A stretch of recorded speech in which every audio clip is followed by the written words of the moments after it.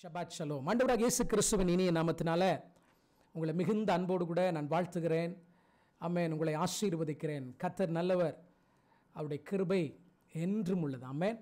கர்த்தருக்கு ஸ்தோத்திரம். இந்த மாலை வேளையில் புதிய உடன்படிக்கை என்கிற தலைப்பில் கடந்த சில வாரங்களாக கர்த்தருடைய வசனங்களை தியானித்து வருகிறோம். I hope it's been a blessing for you. உங்களுக்கு இது பெரிய ஆசீர்வாதமாக இருக்கும் என்று நம்புகிறேன். ஒருவேளை உங்கள் மனதில் கேள்வி எழலாம், பேசுவதற்கு எத்தனையோ விஷயங்கள் உண்டல்லவோ இல்லையா? ஆசீர்வாதத்தை பற்றி பேசலாம், ஆமென், எவ்வளோ விஷயங்களை பற்றி பேசலாம். ஏன் பாஸ்டர் உடன்படிக்கைகளை பற்றி பேச வேண்டுமா? நீங்கள் புரிந்து கொள்ள வேண்டிய விஷயம், நம்முடைய வேத புஸ்தகத்தினுடைய மைய கருத்தே உடன்படிக்கை தான். நீங்களும் நானும் தியானிக்கிற ஆசீர்வாதமாக இருக்கட்டும், ஊழியங்களாக இருக்கட்டும், what ever it might be, இவைகள் எல்லாமே உடன்படிக்கைக்கு உள்ள அடங்கி இருக்கிறவைகள் என்பதை ஒரு நாளும் மறந்து போகக்கூடாது.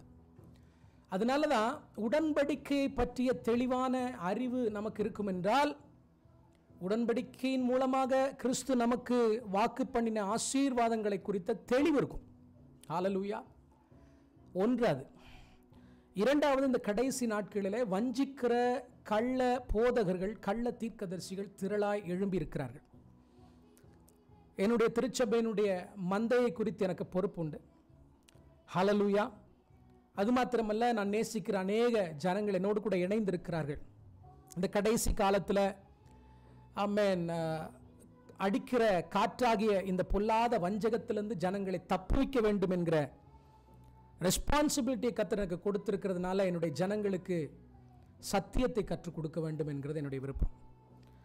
ஆண்டவராகிய இயேசு கிறிஸ்து அற்புதங்களை செய்தார், அடையாளங்களை செய்தார், அதிசயங்களை நடப்பித்தார். ஆனால் தன்னுடைய ஊழியத்தினுடைய கடைசி நாட்களில் திரளான ஜனங்களோடு கூட தன்னுடைய நேரத்தை செலவு பண்ணுவதை விட்டுவிட்டு ஆண்டவர் தன்னுடைய 12 சீஷர்களோடு கூட அதிக நேரத்தை செலவு பண்ண ஆரம்பித்தார். ஹல்லேலூயா. He started to spend a lot of time with his disciples. அப்போ அவருடைய சீஷர்களோடு கூட உட்கார்ந்து ஆண்டவர் பேசின வார்த்தைகள் எல்லாம் நீங்கள் தியானித்து பார்ப்பீர்கள் என்றால், அதிகமாக கடைசி காலத்தினுடைய சம்பவங்களையே ஆண்டவர் பேசியிருப்பார். உபத்திரவங்களை பற்றி பேசியிருப்பார், பாடுகளை பற்றி பேசியிருப்பார், எப்படி விசுவாசத்தில் நிலைத்திருப்பது என்பதை பற்றி பேசியிருப்பார், அவளை உற்சாகப்படுத்தியிருப்பார். ஸோ இந்த பூமிக்கு ஆண்டவராக இயேசு கிறிஸ்து வந்ததனுடைய நோக்கமே சீஷர்களை உருவாக்க வேண்டும், அதன் மூலமாக தேவனுடைய ராஜ்யத்தை இந்த பூமியில் ஸ்தாபிக்க வேண்டும். வெறும் பொருளாதார நன்மைகள், ஆசீர்வாதம், சுகத்தை மாத்திரமே ஆண்டவர் பேசிட்டு போயிருந்தார்னா இன்னைக்கு நம்ம யாருமே இருந்திருக்க முடியாது. அதே மாதிரி தான் ஒரு ஸ்ட்ராங்கான ஃபவுண்டேஷன் நம்முடைய ஆவிக்குரிய வாழ்க்கையில் வேணும். என் அன்பு தேவனுடைய பிள்ளைகள், இன்னைக்கு கடைசி நாட்களிலே சில செய்திகளை கேட்கும் பொழுது மனதுக்கு வேதனையாக இருக்கிறது, உள்ளத்தை உடைக்கிறது. ஜெபிக்க தேவையில்லை என்று சொல்லுகிற கூட்டம், உபவாசிக்க தேவையில்லை என்கிற சொல்கிற கூட்டம், எழுப்புதல் ஆமென் அப்படின்ற ஒரு விஷயமே இல்லைன்னு சொல்கிற கூட்டம், ஏற்கனவே தேவனுடைய ராஜ்யம் பூமியில் வந்துவிட்டது என்று சொல்லுகிற ஒரு கூட்டம், ஆமென், திருச்சபை கர்த்தர் எடுத்துக்கொள்ள போகிறதில்லை என்று சொல்லுகிற கூட்டம், இப்படி ஆமென், குறிப்பாக எங்களுடைய பட்டணம் ஏராளமான இப்படி ஆட்கள் எழும்பி இருக்கிறார்கள். நீங்கள் பார்த்தீங்க அப்படின்னு சொன்னால், இவர்களை பின்பற்றி செல்லக்கூடிய ஜனங்களுடைய எண்ணிக்கையும் அதிகமாக இருக்கிறது. என் அன்பு தேவனுடைய பிள்ளைகளே, ஆகவே இப்படியாக உங்களுடைய மனக்கண்கள் திறக்கப்பட வேண்டும், வஞ்சிக்கிற பொல்லாத இந்த வஞ்சங்களுக்கு நீங்கள் காப்பாற்றப்பட வேண்டும் என்பதற்காகவே இந்த சத்தியத்தை நாம் தியானித்து வருகிறோம். அதுவும் குறிப்பாக புதிய உடன்படிக்கை அப்படின்ற டைட்டிலில் பல விஷயங்களை நம்ம பார்த்துட்டோம் இல்லையா? இப்பொழுது ஓல்டு கவர்னன்ட் என்கிற தலைப்பில் 5 பார்ட்டை பார்த்துட்டு இன்னைக்கு நாம் என்ன பார்க்க போகிறோம்? 10 commandments and the new covenant. 10 கட்டளைகளும் புதிய உடன்படிக்கையும் என்கிற தலைப்பில் நம்ம பார்க்கணும். ஏன் இதை பார்க்கிறோம்னா, அகெயின் பலரோடு கூட அம்மேன் எனக்கு இதில் விவாதம் வந்திருக்கிறது. என்னன்னா, நிறைய பேர் என்னதான் நம்பிக்கொண்டிருக்கிறார்கள், பழைய உடன்படிக்கையில் இருக்கக்கூடிய, நேற்று பார்த்தோமே the words, இன்னைக்கு 10 commandments அப்படின்னு நான் சொல்றதுக்கு காரணம் நீங்கள் புரிந்து கொள்வதற்காக. இன்ஃபேக்ட் பைபிளில் 10 commandments என்கிற வேர்டு இல்லை, 10 words அப்படின்ற வேர்டு தான் இருக்கு. தமிழில் சொல்ல போனால் 10 கற்பனைகள். ஸோ பலருடைய என்னன்னா, நம்ம புதிய உடன்படிக்கைக்கு கீழே இருக்கிறதுனால 10 கட்டளைகளுக்கு நமக்கும் சம்பந்தம் இல்லை, அதை கர்த்தர் என்ன செய்துட்டார், அபாலிஷ் பண்ணிவிட்டார் என்று சொல்லி ஆமென் பலர் பிரசங்கிக்கிறத பார்க்கும். குறிப்பாக அமெரிக்காவிலிருந்து, யூரோப்பிலிருந்து வரக்கூடிய அநேக ஊழியர்கள் இதைத்தான் நம்புகிறார்கள். நீங்கள் அவங்கள்ட்ட கேள்வி கேட்டிங்கன்னா, do you believe that the 10 commandments is relevant today ன்னு கேட்டிங்கன்னா, no, absolutely not அப்படின்னு ஒரே வார்த்தையில் சொல்லிட்டு போயிடுவாங்க. ஆனால் உண்மை அப்படி அல்ல. உடன்படிக்கையை பார்க்கிற விதங்கள் வெவ்வேறு விதங்களாக இருக்கிறதுனால, குறிப்பாய் கிரீக் மென்டாலிட்டியில் சொல்லுவோம். கிரீக் மென்டாலிட்டி, அதாவது கிரேக்க மனப்பான்மையோடு கிரேக்க பார்வையோட பழைய ஏற்பாடை பார்த்ததனுடைய விளைவு, இன்ஃபேக்ட் நியூ டெஸ்டமெண்ட்டையும் பார்த்ததனுடைய விளைவு இன்னைக்கு கர்த்தருடைய கற்பனைகள், குறிப்பாய் 10 கற்பனைகளை வேண்டாம் என்று சொல்லுகிற நிலைக்கு இன்னைக்கு உலகம் வந்து விட்டது. அமெரிக்காவில் ஒரு தேவனுடைய மனுஷன் இப்படியா சொன்னார். நான் நினைக்கிறேன் டாக்டர் ரபி சக்கரியா சொல்லும்போது இப்படி அழகாக சொல்லுவார். உண்மையாகவே நாம் எல்லாரும் 10 கற்பனைகளுக்கு மாத்திரம் கீழ்ப்படிவோம் என்றால், அல்லது ஒரு தேசம் 10 கற்பனைகளை தன்னுடைய லாவாக, தன்னுடைய சட்டமாக ஏற்றுக்கொண்டிருக்க வேண்டும் என்று ஏற்றுக்கொண்டிருக்கும் என்றால், அந்த தேசத்திற்கு சட்ட புத்தகமே தேவை இருந்திருக்காது. ஹல்லேலூயா. உண்மைதான். ஆண்டவருடைய ஜனங்களாகி இஸ்ரவேல் ஜனங்களுக்கு தேவன் எழுதி கொடுத்த சட்ட புத்தகம், வாழ்வு நெறிமுறைகள். ஹல்லேலூயா. வாழ்க்கை முறை. ஆமென். என் அன்பு தேவனுடைய பிள்ளை, that's the law, that's Torah. அதுதான் நியாயப்பிரமாணம். ஆமென். நீங்க கடந்த முறை அதிபராய், அமெரிக்காவுடைய அதிபராய் இருந்த ஒபாமா வந்த அந்த பீரியட்ல நீங்க பார்த்தீங்கன்னா, அமெரிக்காவில் இருக்கக்கூடிய அரசாங்க ஆஃபீஸஸ்லேருந்து, காலேஜஸ்லேருந்து, ஸ்கூல்ஸ்லேருந்து 10 கமாண்ட்மெண்ட்ஸ் என்ன செஞ்சாங்க? அகற்றினார்கள். ஆமென். ட்ரம்ப் திரும்ப வந்த பொழுது திரும்பவும் அதை ரீப்ளேஸ் பண்ணதாக நம்ம கேள்விப்பட்டோம். ஹல்லேலூயா. இன்னைக்கு அமெரிக்காவுக்கு தேர்தல் வரப்போகிறது. ஒருவேளை ட்ரம்ப் வர வேண்டும், திரும்ப ஜெயிக்க வேண்டும் என்பதுதான் பலருடைய ஜெபம். ஆனால் திரும்ப ஒருவேளை எதிர்க்கட்சியினர் வருகிறார் என்றால், என் அன்பு தேவனுடைய பிள்ளைகளை 10 கட்டளைகள் அகற்ற போகிறாங்க. ஏன்னா அவங்கெல்லாம் ப்ரோ என்ன சொல்கிறது, அவங்கெல்லாம் அந்த பாவத்தை ப்ரொஃபஷனலாக செய்கிறவங்க, அவங்கெல்லாம் அதை ஆதரிக்கிறவங்க, அபார்ஷன்ஸ் ஆதரிக்கிறவங்க, ஹோமோசெக்சுவாலிட்டி ஆதரிக்கிறவங்க. அதனால 10 கற்பனைகள் அங்கே இருக்கிறது அவங்களுக்கு என்ன செய்யல, பிடிக்கல. சரி, அரசியல்வாதி தான் அப்படி இருக்கிறான்னா ஊழியர்களும் அப்படித்தான் இருக்கிறார்கள். எதை வைத்து 10 கற்பனைகள் வேண்டாம் என்று நாம் சொல்லுவோம்? முடியவே முடியாது. You cannot prove with the Bible. இன்னைக்கு அதைத்தான் பார்க்க போறோம். நேரம் இருக்கும் என்றால் இன்றைக்கே 10 கற்பனைகளை முடிக்க முயற்சி செய்கிறேன். இல்லாவிட்டால் திரும்ப திங்கட்கிழமை மாலையில் நம்ம அதை கண்டினியூ பண்ணுவோம். But will go slow. நம்ம மெதுவாக போவோம். Because this is a Bible study. நீங்கள் ரொம்ப தெளிவுடையவளாக இருக்க வேண்டும். நீங்கள் கவலைப்படாதீங்க. உள்ளத்தில் நிறைய கேள்வி இருக்கும். குறிப்பாக ரோமருக்கு எழுதின நிருப புஸ்தகத்தில் இருக்கிற வசனங்கள், கலாத்தியருக்கு எழுதின நிருபத்தில் இருக்கிற வசனங்கள், எபிரேயருக்கு எழுதின நிருபத்தில் இருக்கக்கூடிய வசனங்களை குறித்து உங்களுக்கு பல சந்தேகங்கள் என் அன்பு தேவனுடைய பிள்ளைகளே இருக்கும். கவலைப்படாதீங்க. Everything will be answered. Everything will be answered. நம்ம படிப்படியாக போகிறோம். Everything will be answered. So நீங்கள் நோட்ஸ் எடுத்துக்கொள்ளுங்க, அல்லது வீடியோவை திரும்ப பாருங்க. கர்த்தர் உங்களை ஆசீர்வதிப்பார். மேபி உங்களுக்கு சாங் சவுண்ட் ஏதோ கேட்குதுன்னு நினைக்கிறேன். ஒன்றும் இல்லை. இன்னொரு பக்கம் என்னுடைய மகள் லிடியா இன்னொரு லைவ் ப்ரோக்ராமில் அவங்க பாடிட்டு இருக்காங்க. ஸோ எங்கள் வீட்டில் 2 ஸ்டுடியோ. ஸ்தோத்திரம். கர்த்தர் அவளையும் பயன்படுத்தி வருகிறார் அநேகருக்கு ஆசீர்வாதமாக. ஸோ தயவு செய்து அதை பொறுத்து கொள்ளும்படி உங்கள் அன்பாய் நான் கேட்டுக்கொள்கிறேன். கர்த்தர் நல்லவர். ஹல்லேலூயா. Right. So today the title is 10 commandments and the new covenant. என் அன்பு தேவனுடைய பிள்ளைகளே, இதுக்கு போகிறதுக்கு முன்னாடி ஒரு சில அடிப்படை விஷயங்களை நம்ம கற்றுக்கொள்ளணும். ஓல்டு அண்ட் நியூ, பழையது அல்லது புதியது, பழைய உடன்படிக்கை அல்லது புதிய உடன்படிக்கை அப்படின்ற வார்த்தையே தேவனுடைய உடன்படிக்கையை குறித்ததான சரியான வார்த்தை அல்ல. That's not the actual description of the covenant. நாம தான் அந்த பழைய உடன்படிக்கை என்று அழைத்தோம். நான் நேற்றுக்கே சொன்னேன், அது பழைய ஏற்பாடு என்று பவுல் ஹீப்ரூஸ்ல எபிரேயருக்கு எழுதின நிருபத்தில் இருந்தாலும் அது முதல் ஏற்பாடு என்று வந்திருக்க வேண்டும். ஸோ சரியாக அதை வியாக்கியானம் பண்ணியிருக்க வேண்டும் என்றால், அல்லது மொழியாக்கம் பண்ணியிருக்க வேண்டும் என்றால், it should be first covenant and the second covenant, all renewed covenant. புதிய உடன்படிக்கைன்னு கூட சொல்லலாம். ஏன்னா எரேமியா தீர்க்கதரிசி 31ஆம் அதிகாரத்தில் வாசிக்கலாம். ஆனால் பழைய உடன்படிக்கை அல்லது மோசேயின் மூலமாக சீனாய் மலையில் இஸ்ரவேல் ஜனங்களோடு கூட செய்து கொண்ட உடன்படிக்கையை ஓல்டு அப்படின்னு சொல்றது தவறான ஒன்று. No, it is not a old covenant. ஏன்னா அந்த வேர்டு தான் நம்மளை என்ன செஞ்சிருச்சு, மிஸ்லீட் பண்ணிருச்சு. ஏன்னா நம்ம எல்லாருக்கும் பழையவள் ஒழிந்து போயின எல்லாம் புதிதாயின அப்படின்னு நினைச்சிட்டோம்னா என்ன ஆகும்? அது நம்முடைய பழைய வாழ்க்கையை பற்றியது. இந்த வசனத்தை இதில் அப்ளை பண்ணிடுவாங்க, பழையவைகளெல்லாம் என்ன செஞ்சிருச்சு, ஒழிந்து போய்விட்டது அப்படின்னு. இல்லவே இல்லை பிரியமான தேவனுடைய பிள்ளைகளை. ஹல்லேலூயா. ரைட். ஸோ முக்கியமாக பார்த்தீங்கன்னா இந்த கன்ஃபியூஷன், இந்த பழைய உடன்படிக்கை புதிய உடன்படிக்கை என்ற கன்ஃபியூஷன் வர்றதற்கு முக்கியமான காரணமே எபிரேயருக்கு எழுதின நிருபத்தினுடைய வசனங்களை புரிந்து கொள்ளுகிறதுல ஏற்பட்ட தவறு தான். நீங்கள் எல்லாரும் புரிந்து கொள்ள வேண்டும், book of Hebrews is written to the Jewish people. எபிரேயர்களுக்கு எழுதப்பட்டது, யூதர்களுக்கு எழுதப்பட்டது. So it should be written in Hebrew, எபிரேய மொழியில் எழுதப்பட்டிருக்க வேண்டும். சரி, கிரேக்க மொழியிலே எழுதப்பட்டிருந்தாலுமே யூதர்களுக்கு எழுதப்பட்டிருக்கிறது குறிப்பாக பழைய ஏற்பாட்டில் உள்ள தோராவில் உள்ள, நான் சொன்னேனே 24 யாத்திராகமம் 24ஆம் அதிகாரத்திலிருந்து 40ஆம் அதிகாரம் வரையில் உள்ள அந்த ஆராதனை முறைகளை பற்றியதான ரகசியங்களை ரட்சிக்கப்பட்ட யூதர்களுக்கு வெளிப்படுத்துகிற புஸ்தகம் தான் எபிரேயருக்கு எழுதின நிருப புஸ்தகம். எனக்கு ரொம்ப ஆசை உண்டு அதை ஒரு நாள் டீச் பண்ண. ஏன்னா one of the toughest book is book of Hebrews. ரோமருக்கு எழுதின நிருபத்தை போலவே இன்னும் கடினமான புஸ்தகம் எபிரேயருக்கு எழுதின நிருபம். ஒரு நாள் அதையும் நம்ம என்ன செய்வோம், நான் உங்களுக்கு கற்றுக் கொடுக்க விரும்புகிறேன். ஹல்லேலூயா. ஒருவேளை நீங்கள் நினைக்க வேண்டாம் இப்படியே தினந்தோறும் நடத்திட்டே இருப்பார் போல இருக்கு அப்படின்னு. இல்லை, இந்த நியூ கவனன்ட் என்கிற சப்ஜெக்ட் முடிகிற வரைக்கும் நடத்திட்டு தென் maybe weekly once R weekly twice நம்ம என்ன செய்ய போகிறோம், ஒரு 2 hours அந்த மாதிரி ஏதாவது நம்ம பிளான் பண்ணலாம். ஏன்னா ஐம் கெட்டிங் வெரி டயர்ட். ஹல்லேலூயா.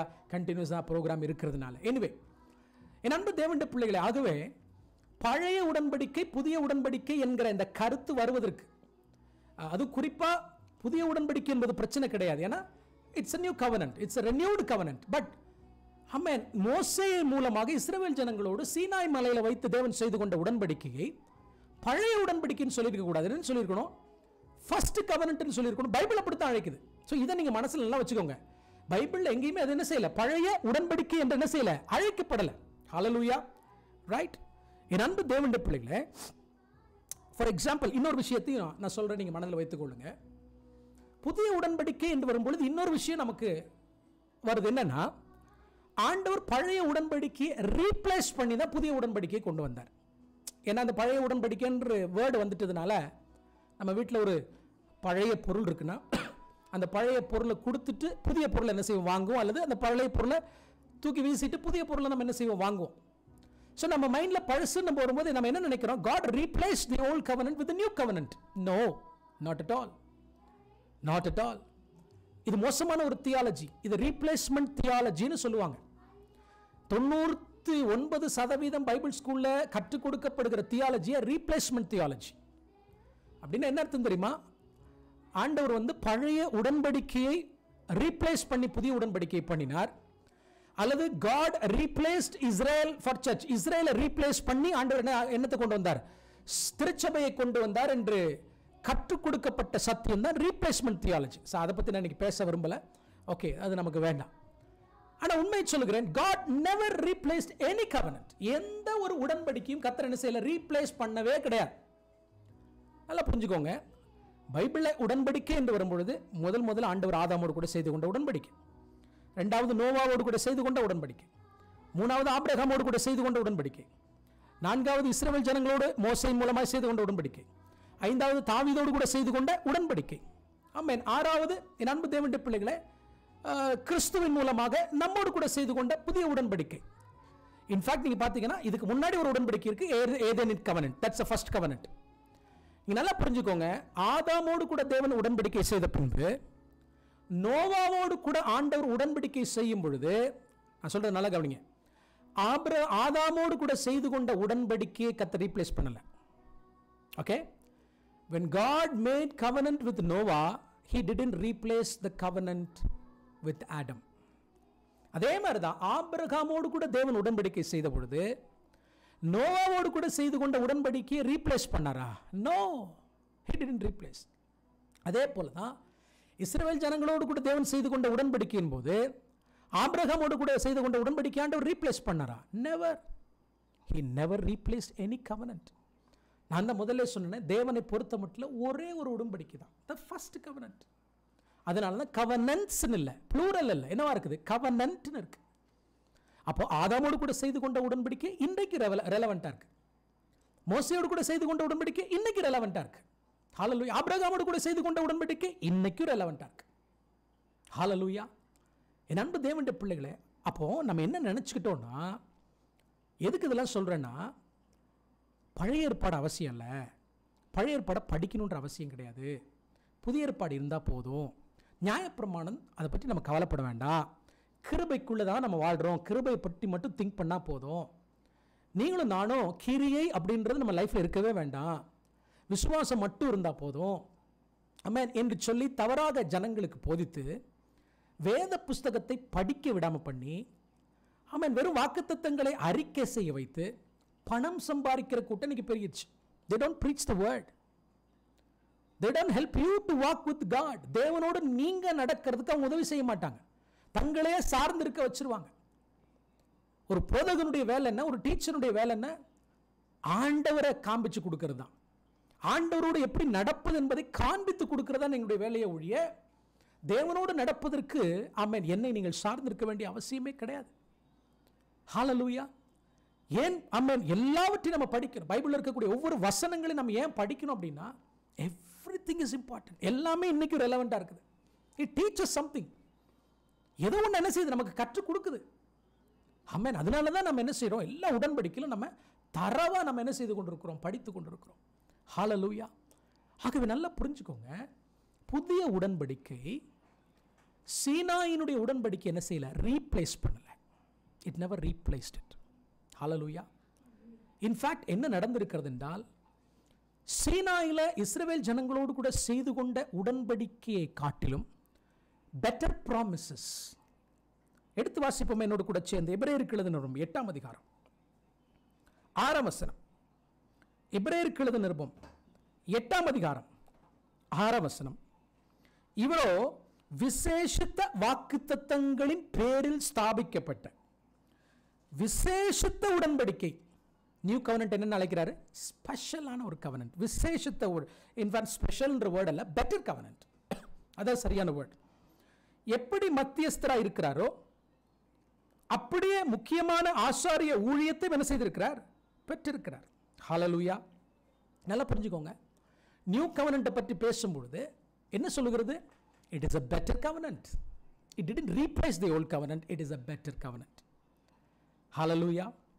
என் அன்பு தேவனுடைய பிள்ளைகளே, நான் சொல்றது ரொம்ப கவனமாக கவனிக்கணும். வாட் ஜீசஸ் did is, இயேசு கிறிஸ்து என்ன செய்தார்னா, அதாவது புதிய உடன்படிக்கையின் மூலமாக அல்லது renewed covenant, புதுப்பிக்கப்பட்ட இந்த உடன்படிக்கையை மோசேயோடு கூட தேவன் சீனாய் மலையில செய்து கொண்ட அந்த உடன்படிக்கையினுடைய அக்ரிமெண்ட்ல தான் என்ன செய்கிறாரு, he made it. It is not something new.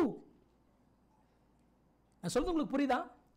Jesus, what he did in the new covenant or the renewed covenant is, he built the new covenant on the same agreement which he made with Moses on the Sinai. Hallelujah. ஆச்சரியமா இருக்கா? ஆமா, அதே சீனாய் மலையில செய்து கொண்ட உடன்படிக்கையினுடைய அடிப்படையில் தான் ஆண்டவர் என்ன செஞ்சார்னா, என்ன அதற்கு இதுக்கு என்ன பெட்டர்னா, அங்க காளை, அங்க ஆடு, அங்க மிருகங்கள், இங்க அவரே தன்னை என்ன செஞ்சார், ஒப்பு கொடுத்தார்.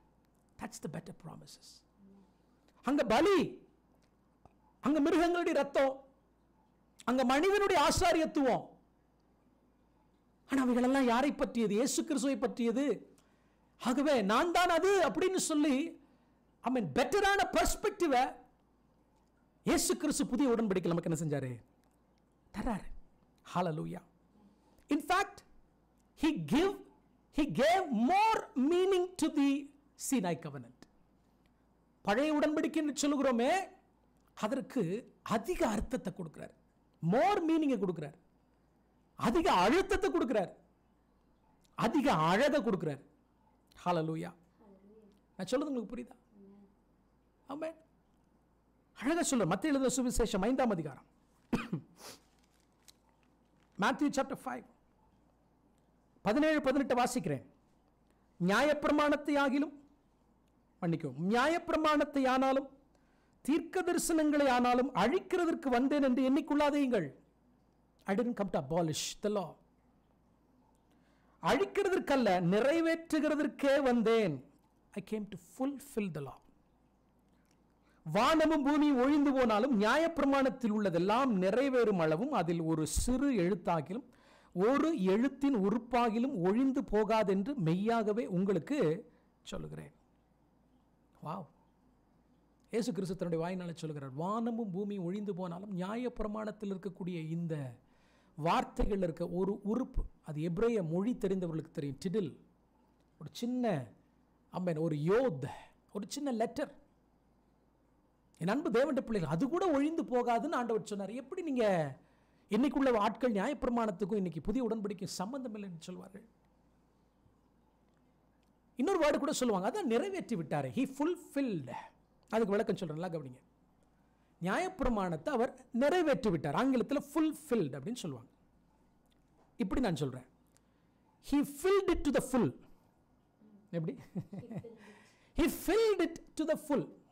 இப்படி சொல்லலாமா? இப்போ என்கிட்ட I have a glass of water, இப்போ என் கையில் ஆல்ரெடி இது பாதி நான் என்ன செஞ்சுட்டேன், குடிச்சிட்டேன். ஓகே, ஸோ நான் இப்போ மனைவியை பார்த்து நான் கேட்குறேன், எனக்கு கொஞ்சம் தண்ணி என்ன செய், கொண்டு வா, கமன் ஃபில் இட், ஃபுல்லாக என்ன செய்ய அதை நிரப்பு அப்படின்னு நான் சொல்கிறேன். உடனே அவங்க வந்து என்ன செய்கிறாங்க, இந்த கிளாஸை ஃபுல்லாக தண்ணீர்னால நிரப்பினவுடனே நான் என்ன சொல்கிறேன்னா, சி இது யூஸ்லெஸ், திஸ் இஸ் யூஸ்லெஸ், எனக்கு இது வேண்டாம், தண்ணி வேண்டாம், நீ எடுத்துகிட்டு போன்னு சொன்னால் எப்படி இருக்கும்? அதுதான் பழைய உடன்படிக்கை குறையுள்ளது. நான் சொல்கிறது புரியுதா?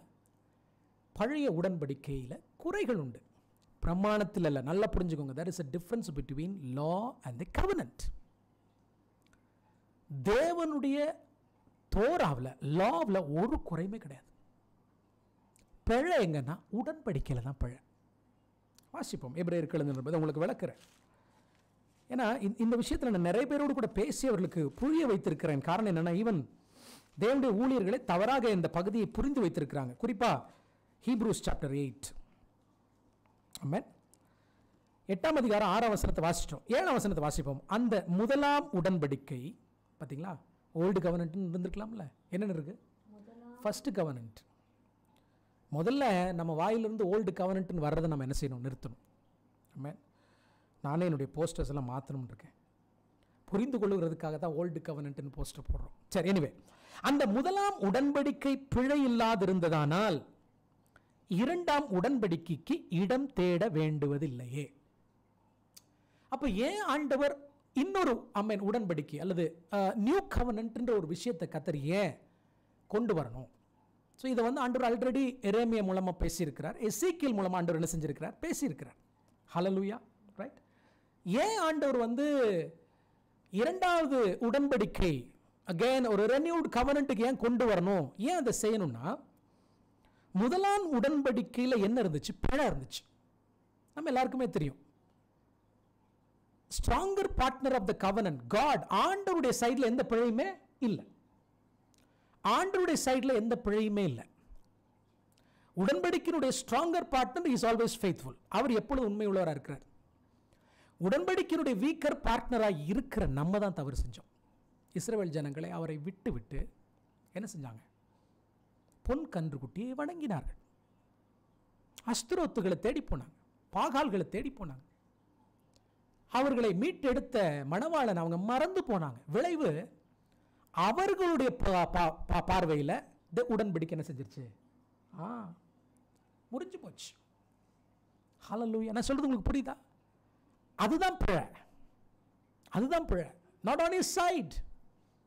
ஆண்டவர் தன்னுடைய திருமணத்தை அவர் என்ன செய்யல, இஸ்ரவேல் ஜனங்களோட முறிக்கல, முறிச்சிருவேன்றாரு, டைவர்ஸ் பண்ணிடுவேன்னு சொல்றாரு. ஆனாலும் அவருக்கு என்ன இல்லை, அவரால் பண்ண முடியல.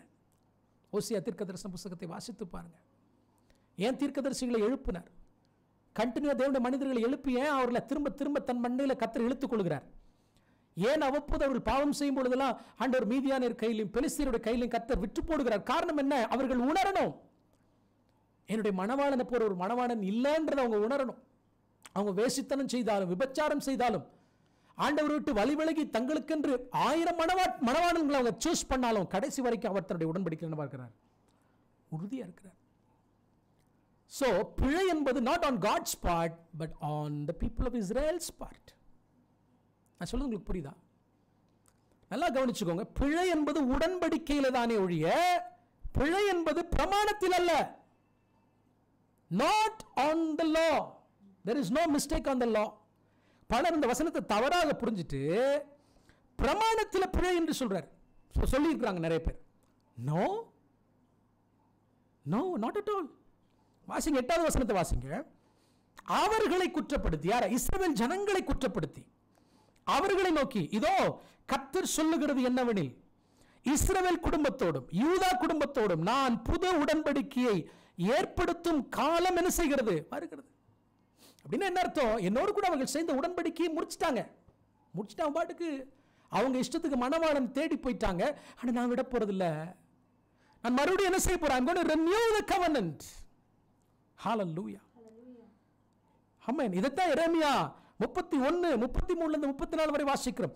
எசேக்கியேல் ஒரு வசனம் இருக்கு, அதை நம்ம வாசிப்போமா எல்லாரும் சேர்ந்து? எசேக்கியேல் ஒரு வசனம் உண்டு, வாசிப்போமா? 36ஆம் அதிகாரம், எசேக்கியேல் 36. நல்ல மனசுல வச்சுக்கோங்க, உடன்படிக்கையில தான் பிழை. Not on God's side, on our side. நியாயப்பிரமாணத்தில் எந்த பிழையும் இல்லை. No way, no way. 36ஆம் அதிகாரம் 26 27 வரை வாசிப்போமா? உங்களுக்கு நவமான இருதயத்தை கொடுத்து உங்கள் உள்ளத்திலே புதியதான ஆவியை கட்டளையிட்டு கல்லான இருதயத்தை உங்கள் மாம்சத்திலிருந்து எடுத்து போட்டு சதையான இருதயத்தை உங்களுக்கு கொடுப்பேன்.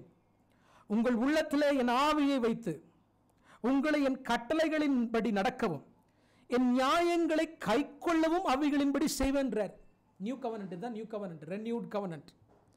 அகைன் நியூ கவர்னன்ட்ல டேர்ம்ஸ் என்னதான்? அகைன் உடன்படிக்கை நான் புதுப்பிக்க போறேன். புதுப்பித்ததுக்கு அப்புறம் எந்தெந்த கட்டளைகள் எந்தெந்த கற்பனைகளின்படி நீங்கள் நடக்காமல் போனீர்களோ உங்களுக்குள்ள நான் பரிசுத்த ஆவியானவரை கொடுத்து அவர் மூலமாக அந்த கட்டளைகளின்படி உங்களை நடக்க செய்வேன்ங்கிறார். அதான் புதிய உடன்படிக்கை. ஹல்லேலூயா. நான் சொல்றது உங்களுக்கு புரியுதா? ஒருத்தர் கூட ஒரு பேசுறாரு, விட்டு கொடுக்காம பேசுறாரு. அவருடைய உள்ளத்துல நான் கட்டளைகளை வைப்பேன், நியாயங்களை வைப்பேன் ஆண்டவர் சொல்றாரு. பரிசுத்த ஆவியானவரை கொடுப்பேன், அவருடைய உள்ளத்தில் என்னுடைய பிரமாணங்களை எழுதுவேன், கற்பலகையில் அல்ல அவருடைய இருதயத்தில் என்னுடைய பிரமாணங்களை எழுதுவேன் என்று சொல்லி நான் சொல்றேன். எப்பா, God is talking about the 10 commandments. ஆண்டவர் இந்த 10 கற்பனைகளை பற்றி பேசுகிறார். ஆண்டவர் ஆமென் அந்த நியாயப்பிரமாணத்தில் இருக்கக்கூடிய மிக அழகான விஷயங்களை பற்றி பேசுகிறார்ப்பா. இல்ல அப்படியெல்லாம் நான் நம்பவே மாட்டேன். புதிய உடன்படிக்கை வந்துச்சா, பழைய உடன்படிக்கை ஆண்டவர் அபாலிஷ் பண்ணிட்டார், முடிஞ்சு போச்சு. சரி, நான் கேட்ட எரேமியாவில் இருக்கிற வசனங்களும் எசேக்கியேல் இருக்கிற வசனங்களும் என்ன சொல்ற? என்ன நியாயங்கள் ஆண்டவர்? அது புதுசான நியாயங்கள். சரி, அந்த புது நியாயங்கள் எங்கன்னு கேட்டேன். அது பரிசுத்த ஆவியானவருக்கு மட்டும் தான் தெரியும்ன்றான். ஹல்லேலூயா. அப்ப நான் கேட்ட பைபிள் என்னதுக்கு? ரைட், பரிசுத்த ஆவியானவர் நமக்குள்ள இருக்கிறார். அவர் கர்த்தருடைய கற்பனைகளின்படி, அவருடைய கட்டளைகளின்படி, அவருடைய நியமங்களின்படி, அவருடைய நியாயங்களின்படி நம்மளை நடத்துகிறார். உண்மைதான். ஆனால் எப்படி நடத்துகிறார்? சத்திய ஆவியாகி அவர் உங்களுக்குள் வரும்பொழுது அவர் சகல சத்தியத்திற்குள்ளும் நடத்துகிறார். He will help you to walk according to his word. நாம விரும்பினபடி நடக்க முடியாது. நான் சொல்றது புரியுதா? Again, the law is written in your heart. பழைய உடன்படிக்கை, சாரி, the first covenantக்கும் புதிய உடன்படிக்கையாகிய renewed covenantக்குள்ள முக்கியமான டிஃபரன்ஸ் என்ன தெரியுமா? முக்கியமான வேறுபாடு என்ன தெரியுங்களா? என் அன்பு தேவனுடைய பிள்ளைகளே, இங்கே கற்பனைகள் கற்பலகையில் எழுதப்பட்டிருந்தது, இங்கே அதே கற்பனைகள் உள்ளத்தில் எழுதப்பட்டிருந்தது. ஹல்லேலூயா. இது எழுத்தா இருக்கிறது, இது ஆவியா இருக்கிறது. ஆமென். உங்களுக்குள்ள இருக்கிற பரிசுத்த ஆவியானவர் உங்களை எதிரில் தான் நடத்த போகிறார்னா, உங்க உள்ளத்தில் அவர் எழுதியிருக்கிற அவருடைய கற்பனைகள் கட்டளைகளின்படி தான் நம்மளை நடத்த போகிறார். வாலிபன் தன் வழியை எதனால் சுத்தமாக்குவான்? சங்கீதம் 119 முழுவதும் அதை எழுதினவர் கட்டளைகள், கற்பனைகள், நியமங்கள், வார்த்தைகள், இப்படியே நிறைய சொல்றாரு. எதை பற்றி சொல்றாரு? சண்டே கிளாஸ்ல நம்ம குழந்தைகளுக்கு சொல்லித்தரோம்ல, கற்பனைகள் கட்டளைகள்னு. எதுக்கு நம்ம வசனங்களை மனப்பாடம் பண்ணி சொல்லித்தரோம்? தோராவிலிருந்து ஏன் நம்முடைய பிள்ளைகளுக்கு வசனங்களை மனப்பாடம் பண்ண சொல்றோம்? நியாயப்பிரமாணம் தான் முடிஞ்சு போச்சே, அவைகள்லாம் அவசியமே இல்லையே. அதில் இருக்கிற கற்பனைகளை நமக்கு என்னத்துக்கு? மறுபடியும் நீங்க அதைத்தானே கூட பிள்ளைகளுக்கு கற்றுக் கொடுக்குறீங்க. என் அன்பு தேவனுடைய பிள்ளைகளை, தயவு செய்து ஏமாந்து போக வேண்டாம். இந்த செழிப்பின் உபதேசக்காரர்கள் நம்மளை எப்படியாவது ஏமாற்றி நம்மளை மொட்டை அடிச்சிருவாங்க. ஹல்லேலூயா. இப்படிப்பட்ட ஆமென் இடங்களில் எல்லாம் நான் இருந்து கற்றுக்கொண்டவன். ரைட், அதை எதிர்த்து நான் வெளியே வந்தவன் என்னுடைய வேதாகம கல்லூரிகளில். என் அன்பு தேவனுடைய பிள்ளைகளே, கர்த்தர் உங்களை பலப்படுத்துவாராக. ஹல்லேலூயா. நான் சொல்றது உங்களுக்கு புரியுதா? ஆமென். இன்னைக்கு நம்ம நேரம் வேகமாய் கடந்து போய்விட்டாலும் எகெயின் நம்ம மண்டே 10 கமாண்ட்மெண்ட்ஸை குறித்து ரொம்ப டீட்டெயிலாக நம்ம பார்ப்போம். பட் உங்களுக்கு மேபி ஒரு சந்தேகம் வந்திருக்கலாம், pastor can you show me the 10 commandments in the new testament. புதிய ஏற்பாட்டில் எங்களுக்கு என்ன காட்டுங்க, 10 கட்டளைகளை அல்லது 10 கற்பனைகளை இங்கே காமிக்க முடியுமானா நான் உங்களுக்கு இப்பொழுது காமிக்க போகிறேன். ஹல்லேலூயா, ரைட். ஆனால் அதுக்கு முன்னாடி மறுபடியும் அழுத்தம் திருத்தமாய் சொல்கிறேன், உடன்படிக்கையை ஆண்டவர் திரும்ப புதுப்பிக்க காரணம் உடன்படிக்கையில் தான் பிரச்சனை ஒழிய மோசே மூலமாக இஸ்ரவேல் ஜனங்களோடு கூட செய்து கொண்ட சீனாய் மலையில் ஆண்டவர் கொடுத்த தோராவில் லாவில் எந்த குறையில்லை. பைபிள் சொல்லுது லா இஸ் பர்ஃபெக்ட். ஆண்டவருடைய பிரமாணங்கள் தே ஆர் பர்ஃபெக்ட். ஹல்லேலூயா. நான் சொல்றது உங்களுக்கு புரியுதா? ஒரு வசனத்தை நான் வாசிட்டு தான் அதுக்கு வரோம். ஏசாயா தீர்க்கதரிசியின் புஸ்தகம் 42ஆம் அதிகாரம். ஏசாயா தீர்க்கதரிசியின் புஸ்தகம் 42ஆம் அதிகாரம் 21ஆம் வசனத்துக்கு நம்ம வேத புஸ்தகத்தை திருப்புவோம். Isaiah chapter 42 verse 21. கர்த்தர் தமது நீதி நிமித்தம் அவன் மேல் பிரியம் வைக்கிறார். அவர் வேதத்தை முக்கியப்படுத்தி அதை மகிமையுள்ளதாக்குவார். அவர் வேதத்தை முக்கியப்படுத்தி அதை மகிமையுள்ளதாக்குவார். ஹல்லேலூயா. The Lord is well pleased for his righteousness sake. He will exalt the law and make it honorable. அங்க வந்திருக்கிற அந்த எக்ஸால்ட் என்ற வேர்டு ஹீப்ரூல கதால், GADAL, கதால் என்ற word magnify, to become great. ஆண்டவர் தன்னுடைய வேதத்தை குறித்து, தன்னுடைய வசனங்களை குறித்து, தன்னுடைய பிரமாணங்களை குறித்து இவ்வளவு அழகாய் சொல்லும் பொழுது how come somebody say 10 commandments is obsolete? ஆண்டவர் அதை அப்ளாலிஷ் பண்ணிட்டாரு இல்ல எப்படின்னு ஆண்டவர் எப்படி சொல்ல முடியும்? முதல்ல இன்னைக்கு நைட் இந்த 10 கமாண்ட்மெண்ட்ஸை மனப்பாடம் பண்ணிட்டு நைட் டின்னர் சாப்பிடுங்க. ஹல்லேலூயா, ஆமென். ஏன்னா பலருக்கு உள்ளத்தில் அந்த எண்ணம் இருக்கலாம், அது எதுக்கு நமக்கு அப்படின்னு. ஆமென். No no no no no. நான் வேகமாக வசனங்களை மாட்டு உங்களுக்கு காண்பித்து கொடுத்து விட்டு, அன்பு தேவனுடைய பிள்ளைகளே, திங்கக்கிழமை நம்ம ஒவ்வொரு கமாண்ட்மெண்ட்டை நம்ம டீட்டெயிலாக ஹீப்ரூ பர்ஸ்பெக்டிவில் நம்ம பார்க்க போகிறோம். ஹல்லேலூயா. இன்ஃபேக்ட் ரொம்ப பியூட்டிஃபுல்லாக இருக்கும். என்னென்னா 10 கட்டளைகளை எபிரேய மொழியினுடைய முதல் 10 ஆல்ஃபபெட்ஸோடு வச்சு நம்ம என்ன செய்யலாம், அழகாக பேசலாம். ஃபஸ்ட் எழுத்து ஆலஃப், பெத், கிமல், தாலத், ஹே, வாவ், அந்த 10 எழுத்துக்களோடு வச்சு நீங்கள் 10 கற்பனைகளை நம்ம தியானிச்சோன்னா ரொம்ப பியூட்டிஃபுல்லாக இருக்கும். கர்த்தருக்கு சித்தமானால் நம்ம அதை பார்ப்போம். Already I have done. சிலர் அதை கேட்டிருப்பீங்க. Again we will do it for the sake of new people. Pastor, first commandment எங்கே இருக்குது நியூ டெஸ்டமெண்ட்டில்? மத்தேயு எழுதின சுவிசேஷம் 4ஆம் அதிகாரம். நான் 2 வசனங்களை கொடுக்குறேன், ஓகேவா? Matthew chapter 4 verse 10. மத்தேயு எழுதின சுவிசேஷம் 4ஆம் அதிகாரம் 10ஆம் வசனம். அப்பொழுது இயேசு அப்பாலே போ சாத்தானே, உன் தேவனாகிய கர்த்தரை பணிந்து கொண்டு அவர் ஒருவருக்கே ஆராதனை செய்வாயாக. ஹல்லேலூயா. This is the first commandment. I am the Lord your God. அவர் ஒருவருக்கே நீ என்ன செய், ஆராதனை செய்.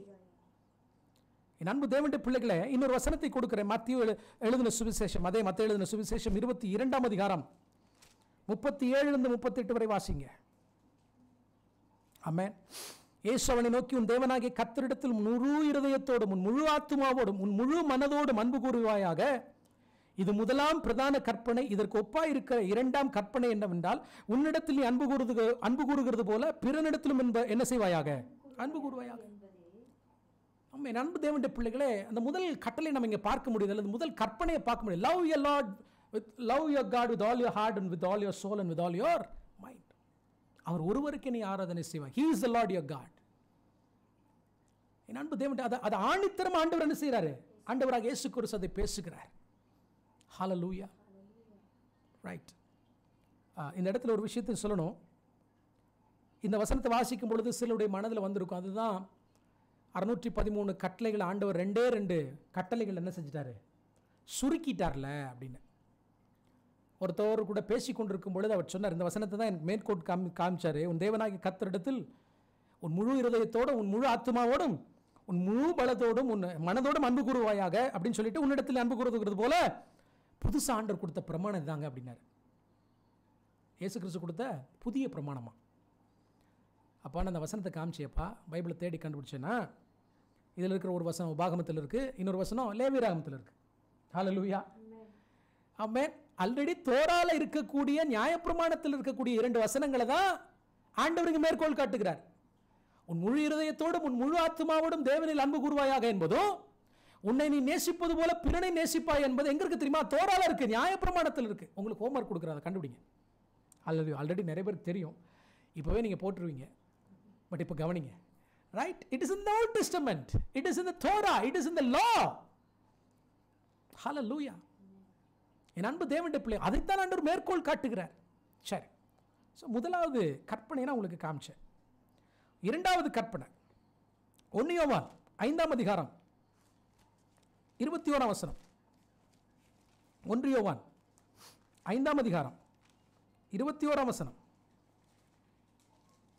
பிள்ளைகளே, நீங்கள் விக்கிரகங்களுக்கு விலகி உங்களை என்ன செய்யுங்க? காத்துக்கொள்வீராக. ஆமென். ரைட்? விக்கிரகாராதனை பற்றி பேசுகிறது இரண்டாவது கற்பனை இல்லையா? ஆமென். 1 கொரிந்தியர் 6 9 எழுதிக் கொள்ளுங்க. 1 கொரிந்தியர் 10:7 எழுதிக் கொள்ளுங்க. எபேசியர் 5:5 நீங்க வாசித்து பாருங்க. It's all talking about the idolatry. விக்கிரகாராதனை பற்றி பேசுகிறது. எனக்கு ஒப்பான ஒரு சொரூபத்தை நீங்க என்ன செய்யக்கூடாது? வணங்கக்கூடாது என்று இரண்டாவது கற்பனையில் சொல்லப்பட்டதை ஆண்டவராக இயேசு கிறிஸ்துவுடைய சீஷர்கள் என்ன செஞ்சிருக்காங்க? புதிய ஏற்பாட்டில் வலியுறுத்தி இருக்கிறாங்க, ஸ்ட்ரெஸ் பண்ணியிருக்கிறாங்க. ஸோ 10 கட்டளைகள் என்ன செய்யப்பட்டிருக்கிறது? வலியுறுத்தப்பட்டிருக்கிறது. நிறைய வசனங்களை கொடுக்கலாம். மூன்றாவது கட்டளை மத்தேயு எழுதின சுவிசேஷம் 5ஆம் அதிகாரம் 33 வாசிக்கிறேன். ஆமென். அன்றியும் பொய்யானை இடாமல் உன் ஆணைகளை கர்த்தர் முன்னிலையில் செலுத்துவாயாக என்று பூர்வத்தாருக்கு உரைக்கப்பட்டது என்று கேள்விப்பட்டிருக்கிறீர்கள். நான் உங்களுக்கு சொல்லுகிறேன், பரிசேதம் சத்தியம் பண்ண வேண்டாம், வானத்தின் பேரில் சத்தியம் பண்ண வேண்டாம், அது தேவனுடைய சிங்காசனம். தேவனுடைய நாமத்தை வீணிலே வழங்காதிருப்பாயாக.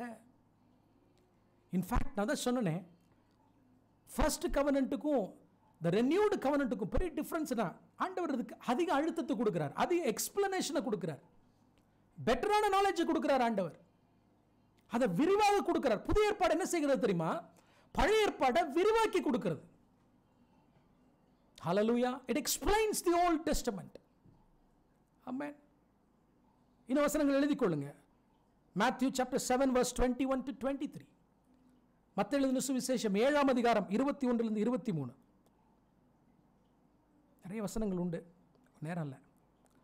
நான்காவது கட்டளை லூக் சாப்டர் 4 verse 16.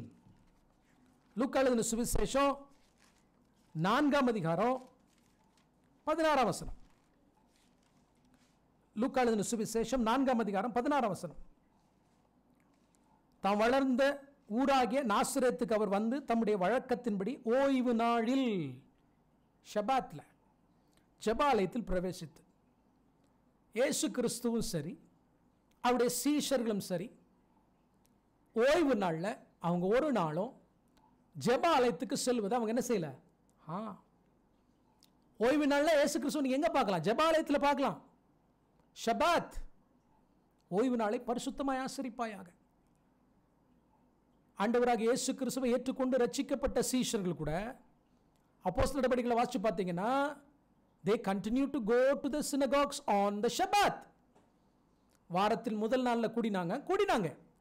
பட் அதே நேரத்தில் அவர்கள் என்ன செஞ்சாங்க? ஓய்வு நாளிலே தேவனை ஆராதிக்க மறக்கவே இல்லை. ஆமென்.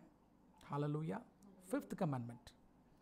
மத்தேயு எழுதின சுவிசேஷம் 15ஆம் அதிகாரம் 3 வரை வாசிக்கிறேன். மேத்யூ சாப்டர் 15 3 வரை வாசிக்கிறேன்.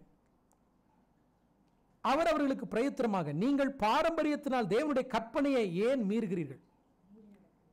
ஏன் மீறி நடக்கிறீர்கள்? உன் தகப்பனையும் உன் தாயையும் கனம் பண்ணுவாயாக என்றும், தகப்பனையும் யாவது தாயாவது நிந்திக்கிறவன் கொல்லப்பட வேண்டும் என்று தேவன் கற்பித்திருக்கிறாரே. ஹல்லேலூயா. எக்ஸ்பிளைன் பண்றாரு பாருங்க, தகப்பனையும் தாயையும் நம்ம எப்படி கனம் பண்ண வேண்டும் என்று. எஸ், ஆண்டவர் கற்பனைகளை 10 கற்பனைகளை வலியுறுத்துகிறார். எபேசியர் 6:2-3 உங்களுக்கு எல்லாருக்குமே தெரியும். பிள்ளைகளே, உங்களுடைய பெற்றோர்களுக்கு என்ன செய்யுங்க? கர்த்தருக்குள் கீழ்ப்படியுங்கள், உங்கள் ஆயுசு நாட்கள் நீடித்திருப்பதற்கு. 6th commandment, Matthew chapter 5 verse 21. கொலை செய்யாதிருப்பாயாக என்பதும் கொலை செய்கிறவன் நியாய தீர்ப்புக்கு ஏதுவாயிருப்பான் என்பதும் பூர்வத்தாருக்கு உரைக்கப்பட்டது என்று கேள்விப்பட்டிருக்கிறீர்கள். நான் உங்களுக்கு சொல்லுகிறேன், தன் சகோதரனை நியாயமில்லாமல் கோபித்துக் கொள்ளுவன் நியாய தீர்ப்புக்கு. இன்ஃபேக்ட் ஆண்டவர் இன்னும் பெட்டரா பண்றாரு. அது அங்கேயாவது கொலை பண்ணாதான் தண்டனை, இங்கே கோபிச்சகாலே போச்சு. அதனால தான் சொல்லுவேன், ஃபர்ஸ்ட் கவர்னன்ட்ல நமக்கு 613 கட்டளைகள் தாங்க. ஆனால் நியூ கவர்னன்ட்ல எவ்வளோ தெரியுமா? 1000க்கு மேலே, 1300 பக்கம். ஹல்லேலூயா. இது யாருக்கு தெரியுது? எல்லாருக்கும் தெரிஞ்ச ஒரே வேர்டு கிருபைன்ற ஒரு வேர்டு மட்டும்தான். எதுக்கு தெரியுமா அந்த கிருபையை பயன்படுத்துகிறாங்க? இது எல்லாத்துக்குள்ளும் தப்பிக்கிறதுக்கு. என்னன்னாலும் பண்ணிக்கலாம், ஆனால் கிருபைனால கர்த்தர் என்ன செய்வார்? நம்மளை காத்துக்கிடுவார். ஆமென். நம்ம ஒன்றுமே செய்ய வேண்டாம். இப்போ அது இன்னொரு வேர்டு, நிறைய ஃப்ரேசஸ் எல்லாம் இருக்குது. அதில் இன்னொரு வேர்டு கூட அடிக்கடி இப்போ யூஸ் பண்ணுறது என்னென்னா, finished work on the cross. இயேசு கிறிஸ்து எனக்காக சிலுவையில் செய்து முடித்தவைகளில் நான் என்ன செய்கிறேன்? வாழ்கிறேன். ஆனால் எதை செஞ்சு முடிச்சாருன்னு உங்களுக்கு தெரியாது. அவன் நினைக்கிற எல்லாத்தையும் செஞ்சு முடிச்சிட்டார். எல்லாத்தையும் செஞ்சு முடிச்சிட்டார்னா எதுக்காக பிதாவுடைய வலது பார்சத்தில் நமக்கு பரிந்து பேசி கொண்டிருக்கிறார்? எதை செய்து முடித்தார்? நியாயப்பிரமாண எதிர்பார்க்கிற நீதியை நீங்களும் நானும் பிதாவாகிய தேவனிடத்தில் நெருங்குவதற்கு, அவரை அப்பா என்று அழைப்பதற்கு நியாயப்பிரமாணம் என்ன எதிர்பார்த்ததோ அதை என்ன செஞ்சாரு? நாம செய்ய முடியாததை அவர் செஞ்சு முடிச்சார். நாம செய்ய வேண்டியதை செஞ்சுதான் ஆகணும். ஹல்லேலூயா. மறுபடியும் சொல்கிறேன், நான் செய்ய முடியாததை அவர் செய்தார், நான் செய்ய வேண்டியதை நான் செஞ்சுதான் ஆகணும். ஹல்லேலூயா. ரட்சிப்பு என்று வரும்போது என்னுடைய நீதி அழுக்கான கந்தை. ரட்சிப்புக்காக நான் எதுவுமே செய்ய முடியாது. only he can do. but after salvation, என் அன்பு தேவனுடைய பிள்ளைகளே, ரட்சிக்கப்பட்ட பின்பு நான் எப்படி வாழ வேண்டும் என்பது ரொம்ப ரொம்ப முக்கியம். ரட்சிக்கப்படும் பொழுது கிருபை எதற்காக? ரட்சிப்புக்காக. ரட்சிக்கப்பட்டதுக்கு அப்புறம் கிருபை எதற்காக? ரட்சிப்பை காத்துக்கொள்ள, அவரோடு கூட நடக்க. கிருபையை தவற புரிஞ்சுக்கிடாதீங்க. 7th commandment, மத்தேயு எழுதின சுவிசேஷம் 5ஆம் அதிகாரம் 27ஆம் வசனம், விபச்சாரம் செய்யாதிருப்பாயாக என்பது பூர்வத்தாருக்கு உரைக்கப்பட்டது என்று கேள்விப்பட்டிருக்கிறீர்களே. நீங்க இதெல்லாம் மேத்யூல மட்டும், நான் மேத்யூ மட்டும் சொல்லிட்டு இருக்கேன், நீங்க ரோமன்ஸ்லையும் பார்க்கலாம். ஃபார் எக்ஸாம்பிள் 6th commandment சொல்லும்போது ரோமர் 13:9, கலாத்தியர் 5ல் இருக்கு, யாக்கோபு 2ஆம் அதிகாரத்தில் இருக்குது. இதே கமெண்ட்மெண்ட்ஸ் எல்லாம் 7th நம்ம பார்க்கும்போது மேத்யூ 5:27-28 சொன்னேன். ரோமர் 10:13-9 நீங்கள் வாசித்து பார்க்கலாம். 1 கொரிந்தியர் 6:9 இருக்கு, எபேசியர் 5:5 இருக்கு. விபச்சாரத்தை பற்றி நிறைய காரியங்களை பைபிள் நமக்கு பேசுகிறது. ஹல்லேலூயா. ரைட். இன்னைக்கு 10 கட்டளைகள் வேண்டாம்னதுனால தான் திருச்சபையினுடைய நிலை பரிதபிக்கப்பட்ட நிலையில் இருக்கு. ஒரு காலத்தில் ரொம்ப ஃபேமஸாக இருந்த ஹில் சாங்ஸ் போன்ற சபைகள் கூட இன்னைக்கு கெட்டு சீரழிந்து கொண்டிருக்கிறது. ரொம்ப வேதனையோடு சொல்றதெல்லாம். What's happening in Australia, what's happening in New York hill songs சகிக்க முடியலைங்க. ஒரு பார் தோத்து போகும். Gay people are allowed in the choir. நான் என்னைக்கோ நடந்தது சொல்றேன். இப்போ ரீசெண்டாக நடக்கிற விஷயங்கள்லாம் பார்த்தீங்கன்னா, இன்ஃபேக்ட் என் அன்பு தேவனுடைய பிள்ளை நரகம் தோத்துருங்க. திருச்சபை அப்படி ஆக்கி வச்சிருக்காங்க. வேதனையான ஒரு விஷயங்கள். காரணம் என்னன்னா, இதெல்லாம் வேண்டாம், இதெல்லாம் வேண்டாம். பிரையன் ஹில்சாங்கினுடைய pastor Brian, senior pastor Brian சொல்லுகிறார், ஐ saw the video. எனக்கு ஆட்கள் எனக்கு சிட்னியில் உண்டு. அவர் சொல்றாரு, the God of Muslims, Allah is the same of God of Jewish people. எவ்வளோ வேதனையான விஷயம். பிரையன் சொல்றார், unbelievable. check it out. ஆமென். ரூட் எடுத்து பார்த்தா 2 பேருடைய கடவுளை ஒண்ணுதான்றாரு. இப்போ எங்க போறாங்க? where are they going? how can Allah be our God? வேதனை. இந்த வஞ்சனையிலிருந்து தப்பிக்கிறதுக்காக தான் நம்ம இதெல்லாம் கற்றுக்கொண்டிருக்கிறோம். விளையாட்டு இல்லை. we have to go back to the roots. பூர்வ காலத்தை நம்ம யோசித்து பார்க்கணும். நடந்து வந்த பாதைகளை யோசித்து பார்க்கணும். வெட்டி எடுக்கப்பட்ட கண்மலை, தோண்டி எடுக்கப்பட்ட துறவாகிய ஆபிரகாம் சாராளை நம்ம என்ன செய்யணும்? நோக்கி பார்க்கணும். ஆமாம். இன்னைக்கு அமெரிக்கால இருந்தும் யூடியூப்ல இருந்து வரக்கூடிய மெசேஜை கேட்டு புல்லரிச்சு போய் எக்ஸைட் ஆகிட்டு ஆமேன் போட்டுட்டு இருக்காதீங்க. Go and search scripture for yourself. நானும் சொல்கிறேன், நீங்களும் கத்துட்டு வசனத்தை என்ன செய்யுங்க? தியானம் பண்ணுங்க. 8வது மத்தேயு எழுதின சுவிசேஷம் 19ஆம் அதிகாரம் 17ஆம் வசனம். ஆமென். Matthew chapter 19 verse 17 and 18. 18 வாசிச்சிருவோமே. கொலை செய்யாதிருப்பாக, விபச்சாரம் செய்யாதிருப்பாயாக, களவு செய்யாதிருப்பாயாக, பொய் சாட்சி சொல்லாதிருப்பாயாக. எல்லாத்தையும் சொல்லிட்டு உன் தகப்பனை உன் தாயையும். ஒருத்தன் கேட்குறான், ஆண்டவரே நித்திய ஜீவனை சுதந்திரிக்க என்ன செய்யணும்? ஆண்டவர் நேரடியாக சொல்லிட்டு 10 commandments நீ ஃபாலோ பண்ணுன்றார். 10 கற்பனைகளை நீ என்ன செய், கை கொள் அப்படிங்கிறார். ஹல்லேலூயா. ஸோ அங்கே 8th commandment வந்துடுது, 9th commandment வந்துடுது. 8th commandmentல கூட எழுதி கொள்ளுங்க. ரோமன்ஸ் 13:9, எபேசியர் 4:28. 9th commandment எழுதிக்கோங்க. ஐ மீன் கொலோசியர் 3:9, எபேசியர் 4:25. நான் வசனங்களை வேகமாக சொல்கிறேன், நீங்கள் திரும்ப நீங்கள் கேட்கலாம், தப்பு இல்லை. கடைசி 10வது கட்டளை லூக்கா 12:15. Luke chapter 12 verse 15. ஆமென். பின்பு அவர் அவர்களை நோக்கி, பொருளாசையை குறித்து எச்சரிக்கையாயிருங்கள். ஏனெனில் ஒருவனுக்கு எவ்வளவு திரளான ஆஸ்தி இருந்தாலும் அது அவனுக்கு ஜீவன் அல்ல. பொருளாசையை குறித்து என்ன பாருங்க, பிறன் பொருளை இச்சியாதிருப்பாயாக. ரோமருக்கு எழுதின நிருபம் 7ஆம் அதிகாரம் 7ஆம் வசனம். ரோமர் 13:9, எபேசியர் 5:3-5 ஆகிய வசனங்களை வாசித்து பாருங்கள். 10வது கட்டளை பற்றி அப்போஸ்தலர்கள் பேசியிருக்கிறாங்க. Of course, the New Testament, it gives a more broader picture of the 10 commandments. 10 கற்பனைகளை குறித்த மிக அழகான தெளிவை கொடுக்கிறது தான் இது புதிய ஏற்பாடு. ஆமென். ஹல்லேலூயா. என் அன்பு தேவனுடைய பிள்ளைகளை, நிச்சயமாய் கர்த்தர் உங்களோடு கூட நாட்களில் பேசி கொண்டிருப்பார் என்று நம்புகிறேன். கர்த்தருக்கு சுத்தமானால் வருகிற திங்கக்கிழமையில் இந்த 10 commandments இன்னும் கொஞ்சம் எலாபரேட்டாக நம்ம பார்ப்போம். கர்த்தர் நமக்கு அதுக்கு என்ன செய்யட்டும், உதவி செய்யட்டும். நிச்சயமாக நீங்கள் இதை புரிந்து கொள்ள முடியும் அப்படின்னு நம்புகிறேன். If you have any problems or if you have hard to understand, நீங்கள் என்ன செய்யலாம், எனக்கு டெக்ஸ்ட் பண்ணலாம். ஆமென். ஆமென். என்றைக்கும் நான் உங்களுக்கு இந்த விஷயத்தில் கற்றுக் கொடுக்கறதுக்கு என்னவாக இருக்கிறேன், ஆயத்தமாக இருக்கிறேன். ஹல்லேலூயா. எனக்கு நிறைய வாட்ஸ்அப்பில் மெசேஜ் வரும். நான் எல்லாருக்கும் ஆமென் எல்லா கேட்குற கேள்விக்கும் நான் பதில் கொடுப்பது கிடையாது. ரெலவெண்ட்டாக இருக்குது, முக்கியமாக ஆன்சர் பண்ணணுன்னா மட்டும்தான் என்ன செய்வேன், ஆன்சர் பண்ணுறது. ஏன்னா அப்படின்னு பார்த்தா நான் உட்காந்து ஆன்சர் பண்ணுறதுக்கு எனக்கு டைம் என்ன செஞ்சிடும், போயிடும். அதனால் ஒருவேளை இந்த சப்ஜெக்ட் இதில் எந்த காரியத்தில் உங்களுக்கு சத்தியத்தில் எந்த ஆமென் உங்களுக்கு பிரச்சனை இருந்துச்சுன்னு சொன்னால் நீங்கள் தாராளமாக என்கிட்ட கேட்கலாம். ஹல்லேலூயா. Thank you for joining. அவங்க எல்லாருக்கும் என்னுடைய ஷபாத் ஷலோம் சொல்லுகிறேன். ஹல்லேலூயா. அஃப்கோர்ஸ் என்னுடைய பிள்ளைகளோடு கூட சேர்ந்து நான் பாடணும்னு தான் ஆசை. பட் அவங்க எல்லாமே இன்னொரு பக்கம் லைவில் என் பிள்ளைங்க கர்த்தரை துதித்து கொண்டிருக்கிறாங்க.